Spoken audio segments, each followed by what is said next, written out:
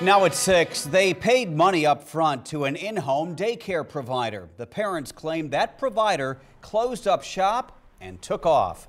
They wanted to warn others about this particular daycare operator because, as we discovered, she's still in business elsewhere. Good evening, I'm Craig DeGrelli. And I'm Jennifer Griswold. Last night at 10, we brought you the story of several families out hundreds of dollars. Parents tell us the operator of Lindsay's Home Daycare in Benson asked them to pay for weeks of child care in advance, then suddenly closed without refunding their money. Tonight we are going a step further to show what specific criteria parents should look for when choosing a daycare.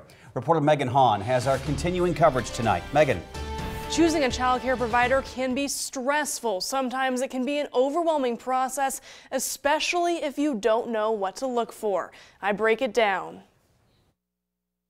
On the surface, everything seemed like really great and the location was perfect and she seemed totally normal and not like a scam artist, but that was not the case. These parents say there were no red flags, so it was a shock when their in-home daycare provider seemingly skipped town with their money.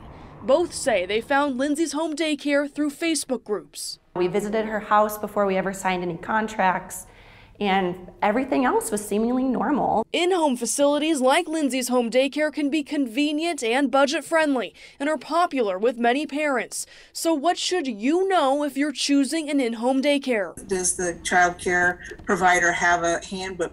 Ask if they have training of first aid and CPR. The Nebraska State Referral System says you should ask to see a license. Providers watching 4 or more children who are not family must be licensed.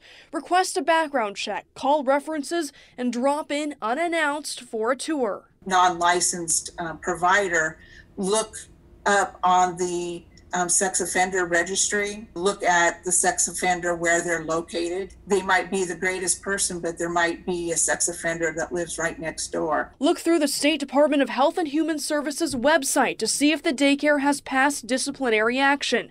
A search shows January through March 2018, at least 6 in-home daycares in the Omaha metro were disciplined by the state. One was shut down in Papillion after police arrested the operator's husband on sexual assault charges.